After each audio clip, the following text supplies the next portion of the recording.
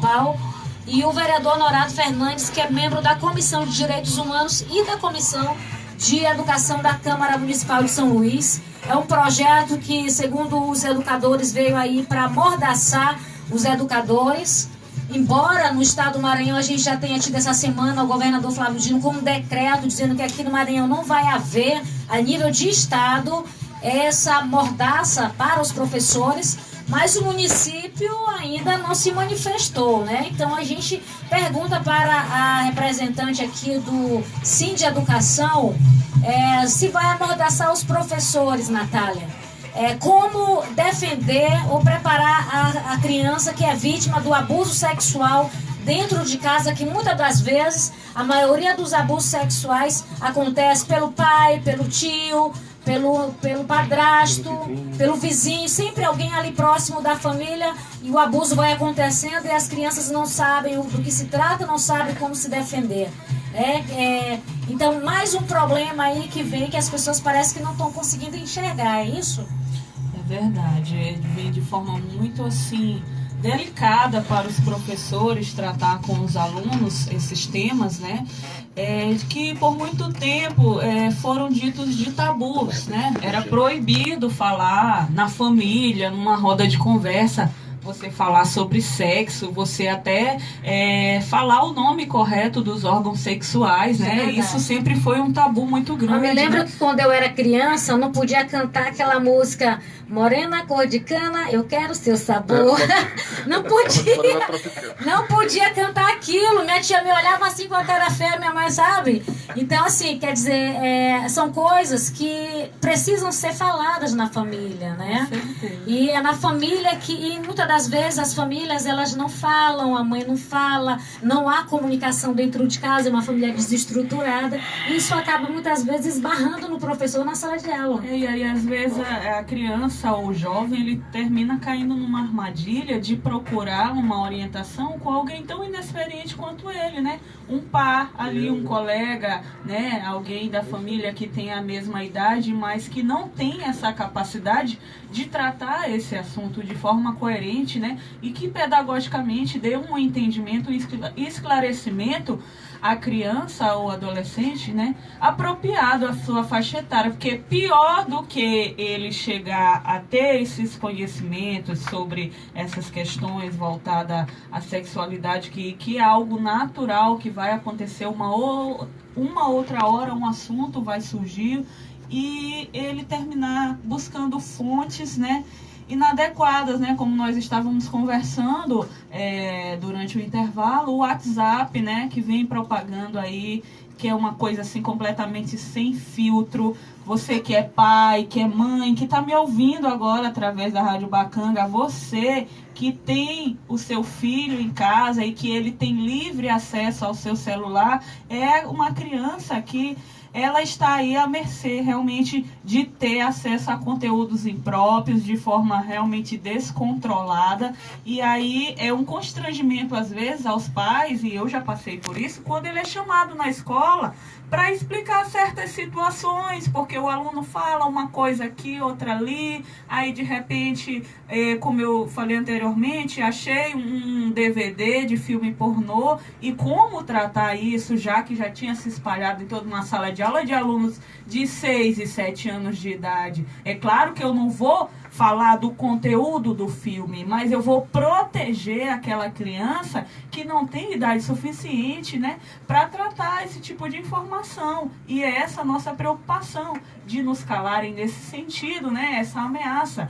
E eu vejo também, fazendo uma projeção a nível do nosso contexto, né, político atual, que esse projeto de lei, ele é uma grande armadilha no sentido de colocar, culpabilizar o professor e também de desqualificar a educação pública, porque a intenção do presidente é essa, é de privatização, é de militarização das escolas. Então aquilo que não presta é o que está dentro da escola pública, é o professor da escola pública que ensina errado, e aí nesse oportunismo vai surgir o quê? A preferência, né, pela privatização, e aí surgem os grandes grupos, vão surgir aí as fundações que têm por trás grandes empresas, grandes bancos, grandes igrejas que se tornaram grandes empresas, e tudo isso está muito mascarado. Muitos professores ainda não acordaram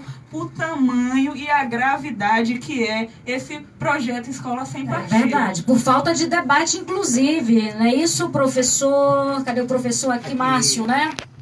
Concorda, Márcio? Pois é, eu concordo. Inclusive, eu acho que Márcio, eu estou honrado. Ah, tá. Pode pegar o microfone, Pega o microfone aí, vereador. Eu tô com vontade de ir embora, porque diante de 2 ex-alunos aqui, rapaz, Ai, eles que são maravilha, brilhantes. né? Feliz todo professor, vereador honorário, ter sido professor desse povo aqui. Já viu? Que rascada e mentira. Os criadores vão devorar, as criaturas vão devorar o criador. Todo Muito mundo bom. gosta de São Marcos, assim. Obrigado. Porque quem foi aluno já conhece a marca e o pessoal Rosana, já, queria te ouvir depois, Rosana. já conhece, enfim, né? Pois bem, eu vou continuar aqui com a fala da colega e depois eu vou me estender um pouquinho mais por uma questão importante, já para linkar com a fala do meu querido professor Samarques, né? Em relação à Escola Sem Partido, pelo fato de muitos não conhecerem a educação, não conhecerem a pedagogia, eles têm a ideia de que o aluno, ele chega na sala de aula como se fosse uma folha em branco. Eu só E que rapidinho. o professor vai ali... Professor Márcio, só rapidinho, porque é urgente. O telefone gasta, né, o crédito. Então vamos botar quem está na linha. Tem gente querendo participar pelo telefone. Alô, boa tarde. Boa tarde. Quem fala? Carla. Oi, Carla. Bem-vinda, Carla. Pois é, não entendi a É Carla do Clube de Mães, é? Isso, mas já que eu estou no ar, eu estou... Está no ar. Com minha opinião, não era a intenção. Eu queria Certo. contribuir. Primeiro dizer que o ato de ensinar é um ato de coragem e de amor, principalmente na atualidade. Não sou da área da educação, mas eu vou tentar expressar através de um olhar social no qual eu faço parte. Com certeza, nós que vivenciamos nas comunidades, nós sabemos o quanto é importante o papel do professor na vida do aluno, porque ele não só contribui na vida escolar, como na vida dele social, familiar, né? Isso é importante destacar. Não podemos perder isso de vista. E aí eu venho novamente para a área de atuação, que é o social, que eu amo fazer isso, eu me sensibilizei com os professores, porque eu imagino, eu consigo perceber isso neles, no Samarques, consigo perceber nos outros que estão aí, a preocupação, parabéns, desses profissionais que estão precisando, descendo dessas leis que não vem somar em nada. E eu estou muito preocupada, porque eu também convivo com o ambiente escolar. Recentemente eu estive participando de um evento na escola, onde a preocupação maior dos professores é justamente a ausência dos pais, né? Porque eles não podem tomar decisões por eles, mas eles percebem, são os primeiros a perceber que os filhos estão precisando, né? E tentam criar esse elo.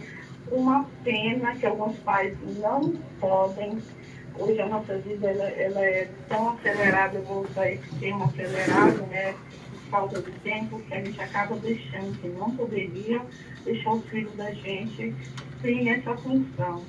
E aí eles estão sendo dominados pela vida, né? Então não os professores. E em toda profissão temos bons e os maus profissionais. Só que o professor ele tem um papel fundamental na construção do saber do aluno. E jamais podemos perder essa liberdade de voz, jamais esses olhares que eles podem estar fazendo com que esses alunos podem ter, porque quando eles estão no âmbito familiar, eles vão, se for voltado apenas para o evangelho, eles vão ver só nesse olhar.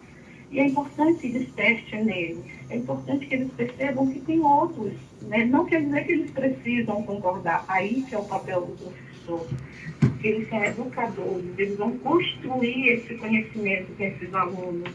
E a gente sabe disso, quantos alunos de bairros periféricos que hoje doutores iniciaram a partir de um professor, quantos de nós não temos um professor como exemplo? né? Não que nossos pais não sejam nossos primeiros, que é a primeira base do CEFAP, educação dentro de casa, eu concordo totalmente. Entretanto, o professor é essencial na vida do aluno, mas ele participando e não calado. Não, tô falando baixo porque eu tô aqui na rádio, tá ao vivo. Um professor que chega e fala que eu confio o conteúdo dele, não é esse. Tá com dois vereadores aqui fazendo entrevista aqui e dois pessoal da frente da educação aqui fazendo mais entrevistas aqui. Criar projetos, como, por exemplo, pais mais em sala de aula. Vamos usar esses instrumentos, né, de cidadania, WhatsApp, rádio comunitária, para que a gente faça com que esses pais entendam que o problema não é o professor. Na maioria das vezes somos nós que estamos ausentes da escola, né? E qualquer um pode doutriná-lo quando nós estamos ausentes dele. E assim, eu venho dizer a vocês, a todos vocês que estão aí, parabenizá-los.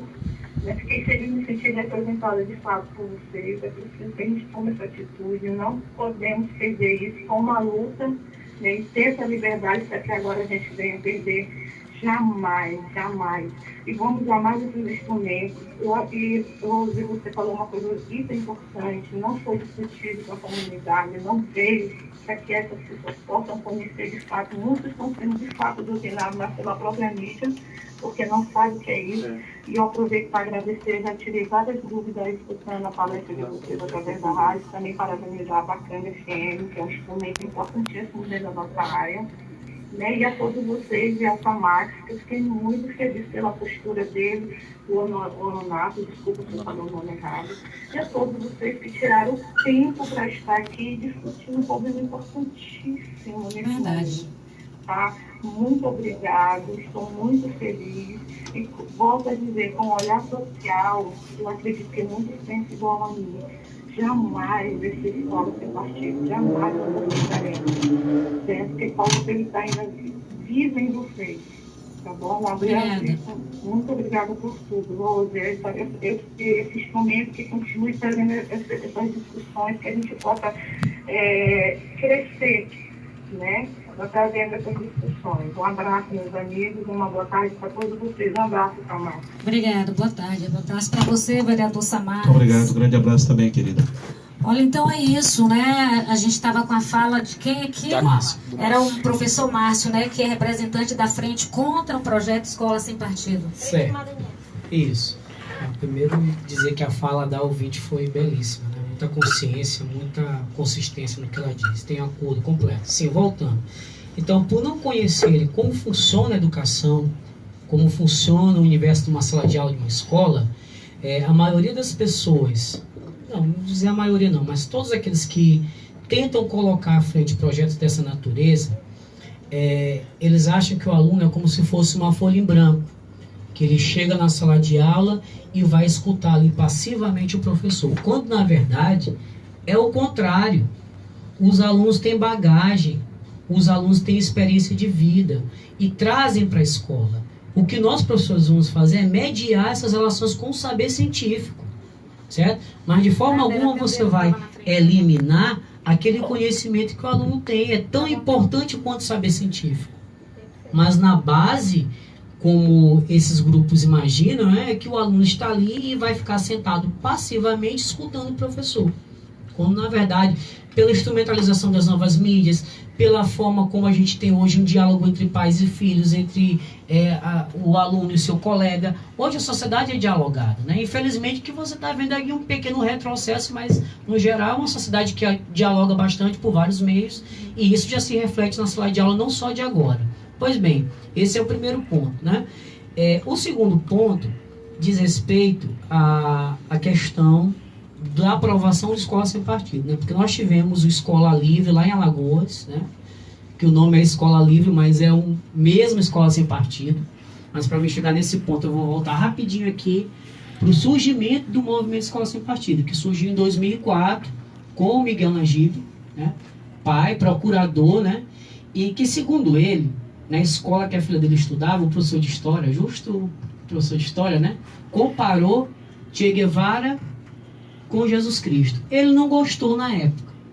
E aí se mobilizou e foi até a escola, foi à direção, tentou chamar os pais, mas nem os pais aceitaram a sua argumentação e ficaram do lado do professor. Desde aí ele criou o movimento Escola Sem Partido, que está numa plataforma online, é um site. Nesse site ele colocou o modelo do projeto a nível federal, estadual e municipal. Aí eu vou linkar com a fala do meu professor Samarques. É bem aí que muitos, acho que o vereador Honorato também falou, né, a respeito disso, pegam esses projetos e apresentam nas câmaras legislativas, porque o projeto está pronto. O projeto já está pronto, ou seja, é uma tentativa de você instrumentalizar, do ponto de vista da legislação, essas medidas, e quem quiser, vai lá, pega e apresenta. E o que traz para quem faz isso, né? Com certeza ele mobiliza pessoas em cima dessa pauta moral, ganha notoriedade, mas ele não tem muito trabalho de ler o que está escrito, né? São mais de 160 projetos circulando a nível estadual e municipal. Aí eu volto para o Escola Livre Alagoas. Foi aprovado no estado de Alagoas, mas o ministro Luiz Barroso, né, ele acionou e aplicou lá uma ação direta de inconstitucionalidade, proibindo, por quê? Porque ele, na prática, ele é inconstitucional, como o Samarques já citou aqui, o artigo 205 e 206. Eles nos respaldam. A LDB também, os parâmetros curriculares, todos eles são voltados para pensar uma educação democrática. Porém, por que as pessoas ou esses legisladores fazem ou apresentam um projeto dessa natureza sabendo que esses projetos são inconstitucionais? Mais uma vez, estratégia de mobilizar e ganhar musculatura política. Porque ele pega lá o seu nicho de eleitores, geralmente são conservadores, pessoas que trabalham nessa perspectiva de que a escola ela tem que ser de uma visão única, porque o termo escola sem partido, assim como escola infância sem pornografia, eles usam uma estratégia semântica de dizer o seguinte: olha, escola sem partido. Todo mundo pensa assim, bem, eu quero. Porque, de fato, uma escola não tem que ser partidarizada, que é diferente de você discutir política, né? Mas também traz uma outra situação, qual, na visão deles, é como se a escola tivesse partido, que na prática também não se sustenta. A escola é um ambiente livre. E a mesma coisa a gente fala na infância sem pornografia, né? Como se o espaço escolar estivesse permeado por essas práticas, que também é totalmente o contrário. Então a gente precisa ficar atento que esse tipo de jogo semântico com as palavras nos confunde. Mas a intenção é totalmente essa. Exato. Por isso que a gente tem que fazer uma leitura mais profunda do que está por trás disso. Então, se o legislador apresenta um projeto como esse, que mais, digo aqui, né, como o Samarques já falou, o Honorato também sabe disso, quando você vai alterar a LDB, isso é feito só pela União, só pelo Poder Federal. Então, não é competência das câmaras legislativas, sejam elas municipais ou estaduais, legislar sobre isso, mas ainda assim eles fazem, né? Então, a gente tem que estar percebendo que isso é uma estratégia política para esganiçar mais o processo e colocar essa pauta moral no lugar da pauta científica educacional que a gente precisa para fazer uma boa educação. E só um adendo ao colega, é que, na verdade, o STF já tornou-se efeitos as leis municipais sobre escola sem partido. Ainda bem, né? E com certeza, aprovando na Câmara Municipal, que a gente tem que respeitar o debate, a votação, tem que respeitar os votos do colega também, né? Vamos lutar, mas se for aprovado, a gente vai entrar na justiça, né, vereador Honorato? Para entrarmos, buscarmos uma DIN também para tornarmos sem efeito essas leis municipais. Eles vão ter que alterar a Constituição e a LDB, só se for, ou senão é constitucional, não tem para onde correr. Está dizendo aqui o texto, que eu preparei um texto, a própria Constituição Federal, ela afirma um dos objetivos da educação nacional é preparar o exercício da cidadania, obviamente aí a lei de diretrizes e bases da educação, que é a LDB, reforça esse valor também, né? Está tudo ali, tanto na LDB quanto na Constituição, né? Além de tudo isso, eles também incitam que os alunos passem a filmar os professores. Quer dizer, quem vai dizer... Quer dizer, posso falar qualquer coisa aqui e de repente alguém começar a me filmar. Quem é que vai julgar se eu estou de fato fazendo políticas, de fato eu estou convencendo o aluno de algo sexual que nem passa pela cabeça dele ou não? Como é que funciona, Honorato, um negócio desse? é um desastre, de uma forma geral, porque a gente sabe que, na verdade, tanto escola sem partido, que a sociedade civil tem buscado se organizar através das frentes, justamente para trazer o debate e tirar essa poeira que está na frente, que não deixa com que a sociedade veja qual é o real intuito e o conteúdo desses projetos. A gente percebe também que essas medidas todas que eles têm adotado, para eles que defendem o palanque político, porque isso é disputa política na realidade, não tem outra questão aqui. A disputa é política.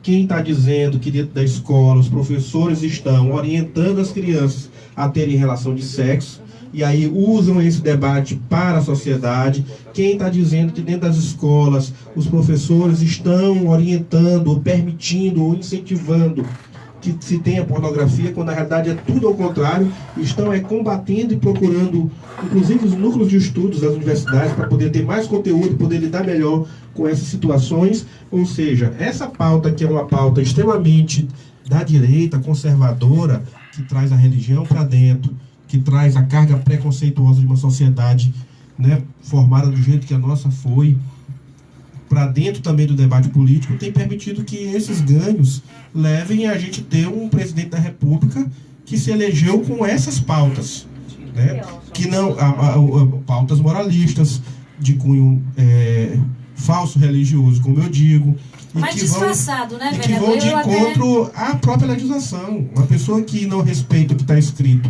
e que foi construído pela sociedade é capaz de apresentar projetos como esse que não ouvem a sociedade. A lei é muito clara, a Constituição, de seus artigos, diz que o papel de educar, de ajudar a obter conhecimento, de formar a verdadeira cidadania, ele é da família e do Estado. E aí ele vem com esse discurso moral que é da família, e que cada casa diz como é, e que o professor dentro de sala aula vai ter que entender a cabeça de cada um e de cada uma para poder ali lidar. Então é importante que a gente saiba disso. E aqui eu quero fazer um destaque também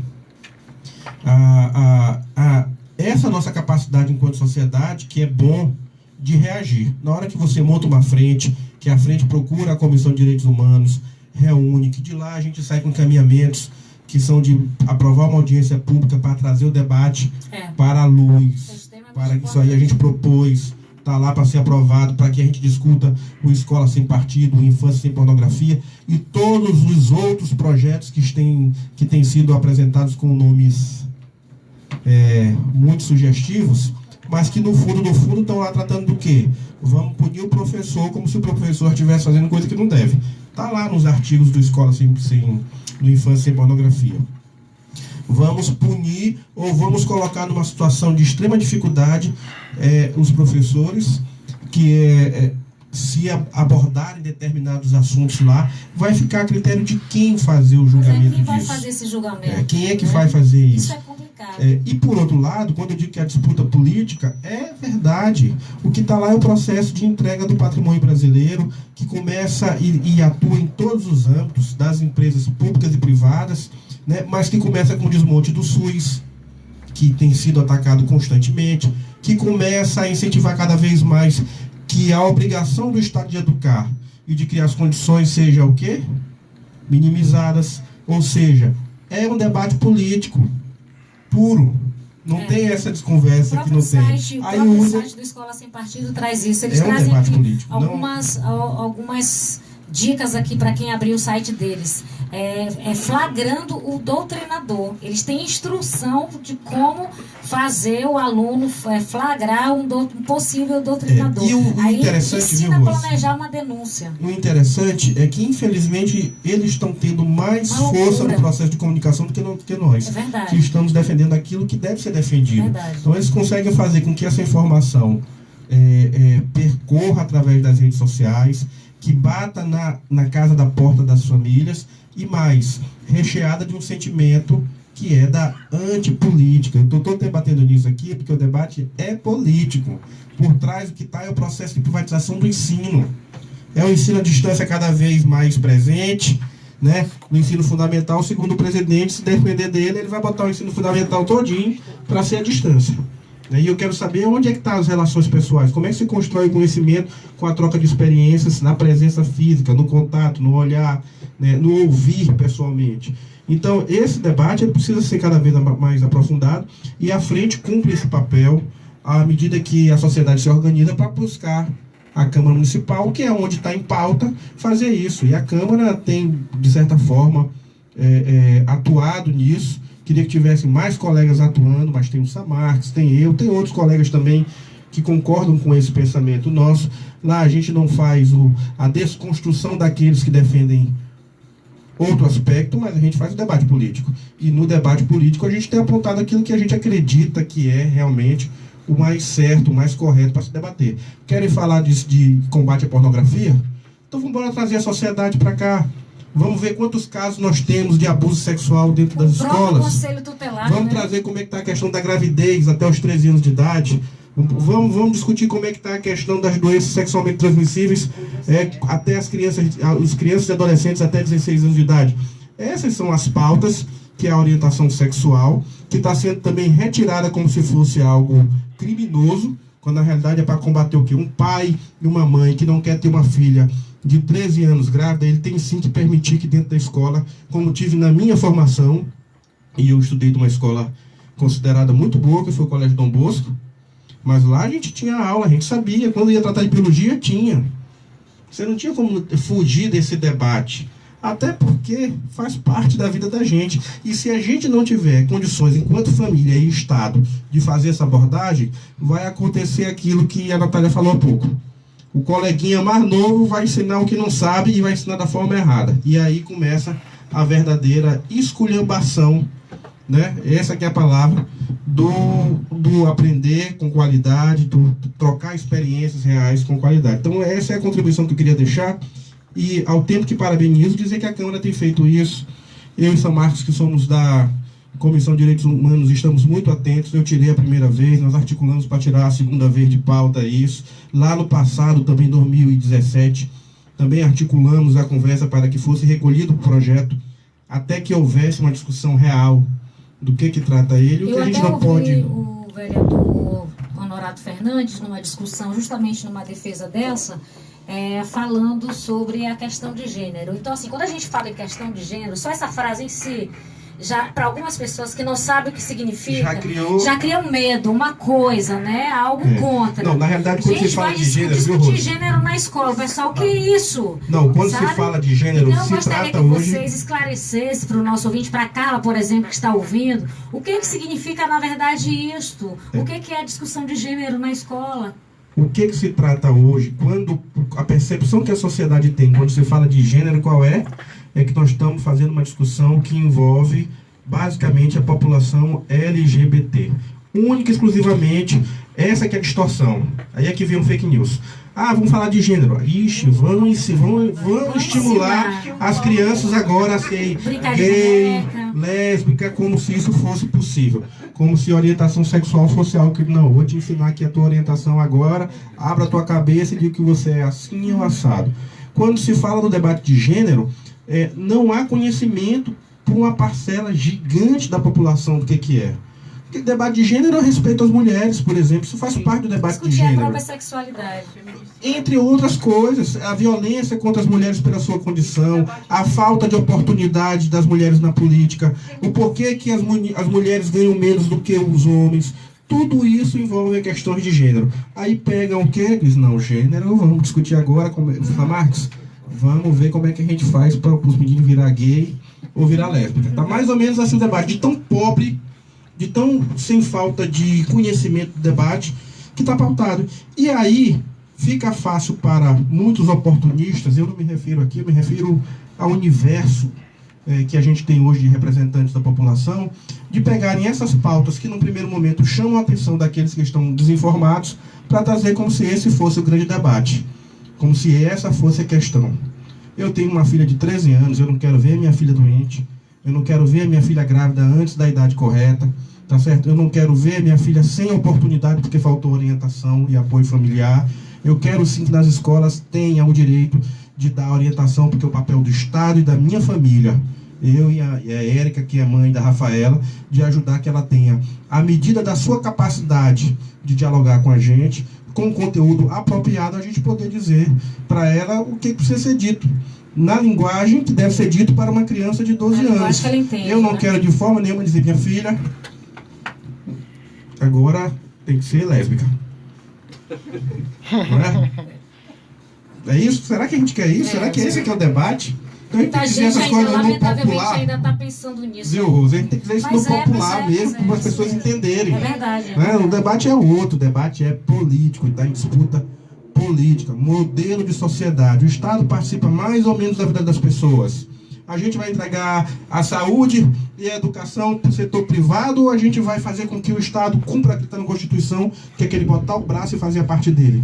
Esse é que é o debate. Aí a gente fica discutindo com a fumaça na frente de todo mundo, e o povão vai sendo inundado com essas notícias falsas e vai acreditando que esse é o verdadeiro debate. E aí não quer saber de gravidez da infância, não quer saber de escola com o professor recebendo salário digno, pedofilia. não quer saber se tem assalto na porta de escola, se não tem escola, não quer saber do combate verdadeiro que a gente devia estar fazendo, que é o abuso, sim, de crianças, muitas vezes dentro de casa ou no entorno, e esse debate fica mascarado. Não quer saber dos casos de violência contra as mães dessas crianças dentro de casa, né? Não quer saber do uso das drogas aos 7 ou 8 anos de idade. Então, o debate vira pobre. E aí nós teremos essas medidas que foram adotadas, que é a realização de uma audiência, para a gente discutir o conteúdo na política. É viável essa audiência? Está marcada na Câmara? A gente quer saber aqui, aproveitar dos dois vereadores, é possível, né?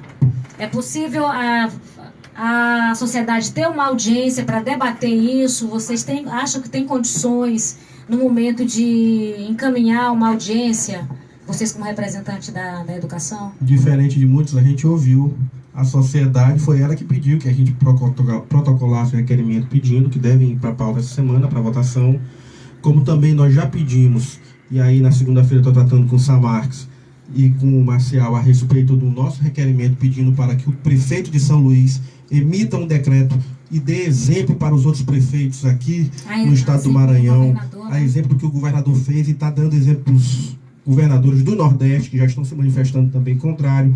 Nós temos também, minutando lá, que estou apresentando para a comissão, um projeto de lei, que é basicamente o decreto. Isso é para fazer a disputa política, para mostrar que o nosso entendimento é um entendimento diferente desse que está sendo colocado aí. E promover o maior número de debates como esse de hoje, aqui na rádio, para que a população tenha a oportunidade de saber o que é que está sendo debatido. E não vá pelo tema, porque a estratégia é pelo tema. É a escola sem partido, a antipolítica e também o debate dizer, não, infância sem pornografia. Samarques, tu pode te preparar, daqui a pouco vão dizer que nós estamos defendendo isso, viu? Que a gente não quer combater a pornografia na infância. Eu não tenho dúvida de que essa turma vai usar de todos os instrumentos possíveis para fazer esse tipo de campanha contra, como se a gente fosse se furtar do debate, porque a gente faz o debate por convicção, por entendimento, por clareza do que está por trás. Essa questão mesmo da falta de conhecimento é complicada. Essa semana mesmo, quando surgiu aquela história da PEC que congelou os investimentos em saúde e educação, era PEC para cá, PEC para lá, PEC para cá. E uma aluna minha começou a falar muito da PEC. Eu disse assim, minha filha, o que é PEC? Ela, não, mas é porque que é... Minha filha, o que é PEC? Não, foi em cima, foi... Minha filha, o que é PEC? Ah, não sei. Essa semana aí uma pessoa falou de socialismo. Não, porque é o socialismo. Mas o que é socialismo? Aí não saía. De socialismo. Não sabia o que era socialismo, não sabia o que era comunismo, não sabe o que é ideologia de gênero, não sabe o que é identidade de gênero, não sabe nada, Rosana. Sabe nem o que é gênero. Exato, aí quer discutir. Eu acho, olha, a Rosana Bordalho, ela é heroína. Eu fico só acompanhando as postagens da Rosana. Ela debate direto em redes sociais. Acabou a paciência, eu não tenho... Porque é complicado querer ensinar. Olha, me perdoe a grosseria. Me perdoe a grosseria. Mas é complicado tentar conscientizar o ignorante com palavras. Se você não sentar e colocar na ponta da caneta, fica difícil em redes sociais. Tem os desenhos agora. Então, tem que desenhar, porque, pelo amor de Deus, gente, Rose, ouvintes, as pessoas não sabem, ponto. E elas querem debater, elas querem discutir com pessoas que são da área. É verdade. Aqui, Honorato é um vereador preocupado com as demandas sociais, mas quando se fala de sala de aula, nós somos 4 aqui que se tu entrar errado, a gente vai comer teu fígado. São 4 professores experientes aqui. Então não tem como. Eu gosto de citar um exemplo, que eu fui fazer uma prova de informática, 10 questões, informática básica, eu zerei. Errei todas. E não discuto futebol, porque não entendo nada de futebol, não discuto informática. E por que as pessoas querem entrar no meio da gente? Com todo respeito, esses filhos de Bolsonaro têm que criar vergonha na cara e parar de perseguir professor e discutir realmente e melhorar as condições salariais e de trabalho. É isso que a população brasileira, inclusive os pastores, tem que lutar para dar dignidade ao nosso trabalho. Eu não sei por que tanto ódio de professores. Eu não sei por que todo esse processo... a gente é o alvo. O professor é o alvo. Quer dizer, a gente prepara essa meninada toda para, desde lá da infância, vai para a adolescência, colocamos na faculdade, a gente faz essa garotada passar em concurso público. Por que tanto ódio da gente? Eu fui professor do filho do vereador Honorato. Por que o ódio, vereador?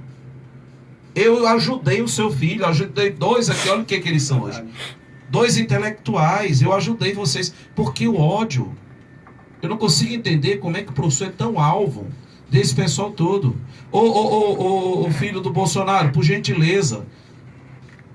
E boa parte da imprensa esconde que o idealizador do projeto, ou do anteprojeto que está tramitando no Senado, é o filho do Bolsonaro. É o deputado. O Carlos Bolsonaro. O Carlos Bolsonaro. Foi ele que primeira vez... Ele que é o idealizador disso aí. É como eles falaram... Olha só, o Bolsonaro é uma pessoa muito preocupada com o social, viu? Ele expulsou os cubanos, vai expulsar os cubanos porque ele é preocupado com a escravização dos cubanos. Detalhe, o salário que o cubano estava recebendo aqui no Brasil é menor do que o piso salarial dos professores. Será que o Bolsonaro vai reconhecer, então, que os professores são escravizados? Porque o piso salarial dos professores, eu não sei se vocês já tentaram, é menor do que o que os cubanos recebem aqui no Brasil. Então, vamos lá, o Bolsonaro, o Carlos Bolsonaro? Carlos Bolsonaro, não esqueça, viu, de tirar os professores da escravidão, viu? Concorda, Natália? Reencarne aí a Princesa Isabel, por gentileza. Concordo, e trazendo aqui para a nossa realidade da rede de São Luís, né, estamos amargando 2 anos sem reajuste salarial. Então, a gestão do prefeito Edivaldo está sendo altamente, né, repressiva nesse sentido de dar qualidade na carreira do magistério público da capital do Maranhão, que deveria ser referência. E isso é lamentável, porque assim, são os professores que estão dando a contrapartida em que sentido? De permanecerem em sala de aula superlotadas, sem ventilação, sem iluminação, sem água apropriada para o consumo, que nós recebemos lá no sindicato, denúncias de escolas que estão aí com as suas fossas danificadas, e isso está danificando também a qualidade da água nessas escolas, né?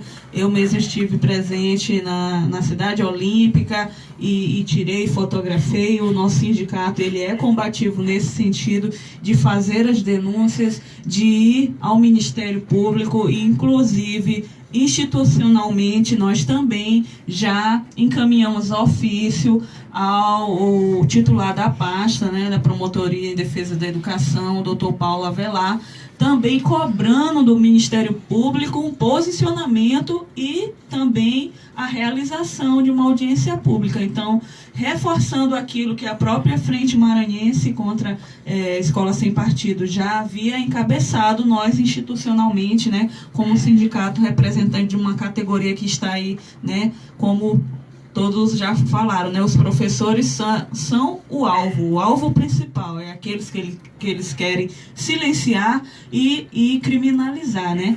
Então, aqui em São Luís, a nossa categoria já vem fazendo esse enfrentamento contra essa total desvalorização na nossa carreira. Estamos denunciando porque existe um comitê gestor, né, formado pelos secretários municipais, secretário de Fazenda, secretário de Planejamento, de Administração, E todo ano é a mesma desculpa, é dizer que o município não está arrecadando bem e que o cenário nacional é de crise, então já deu, basta. Nós sabemos que existe o recurso, né? Estamos aí à mercê de não ter uma renovação do Fundeb, né? Que já está chegando próximo ao seu encerramento, mas o recurso que vem para a capital de São Luís está sendo mal administrado. Então, aos gestores das pastas aí que compõem toda a equipe de secretariado da capital de São Luís, 2019, nós já estamos começando, dando a largada desde agora ao nosso planejamento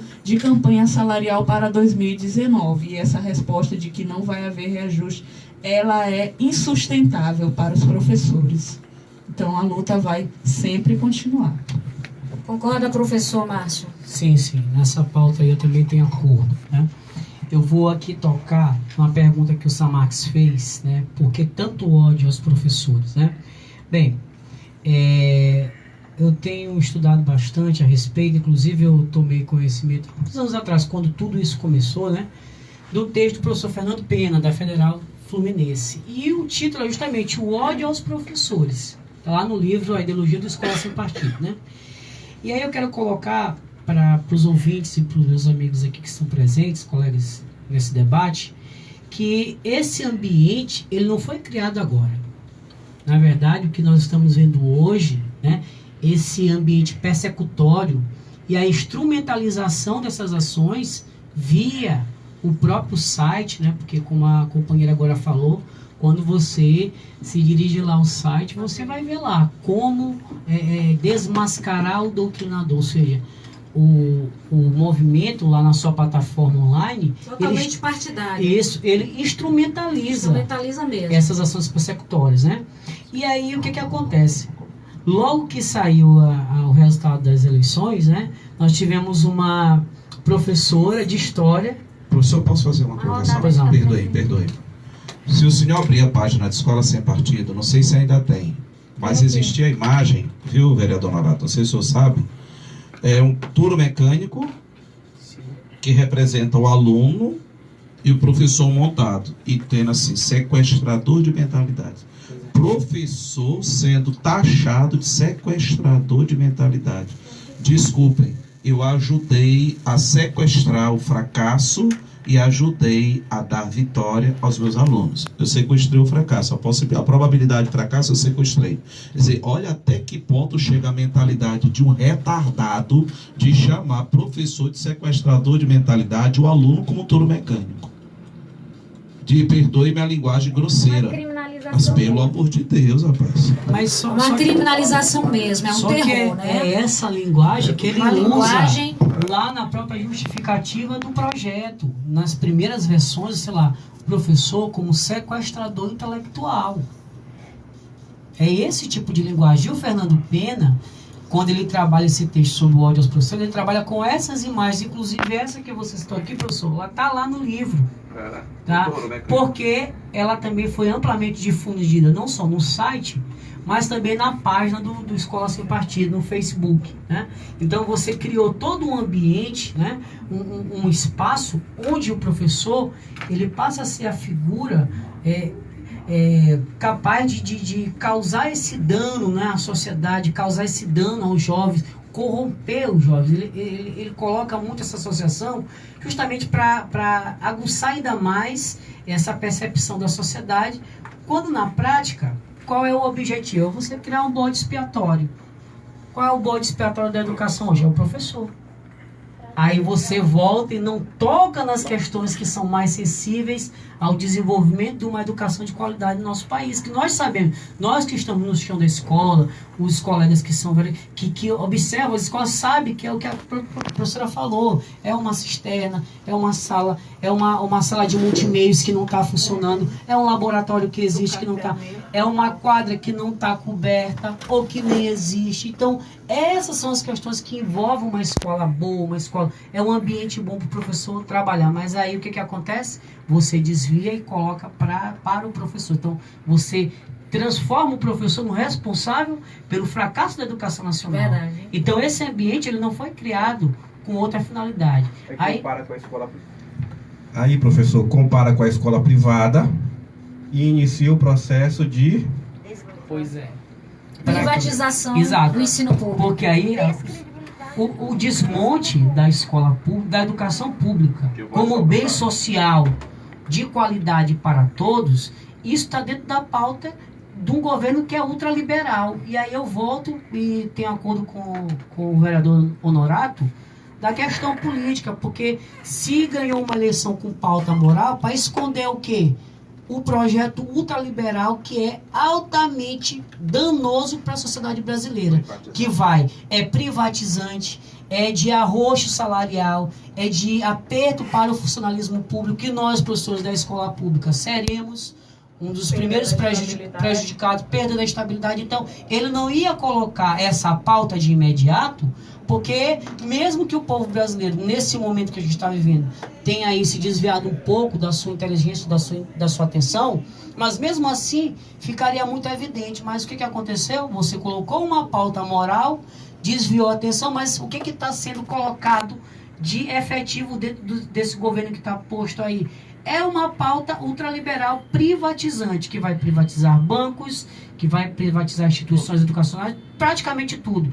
Já começou com o governo anterior, o Temer, né, que fez uma reforma trabalhista, que vai prejudicar, e já está prejudicando, não alcançou os empregos que havia prometido, precarizou o trabalho, e nós, professores, teremos ainda mais precarização das nossas atividades. Então, o que aconteceu, né? Resumindo aqui, você lançou mais uma vez a pauta moral, e essa pauta moral ela está muito ligada à escola sem partido, porque agrega a questão da doutrinação, da ideologia, da suposta ideologia de gênero, das questões sobre a orientação sexual. É uma pauta que mobiliza por ser uma pauta moralista e esconde o processo final, que é de uma aplicação de uma política ultraliberal.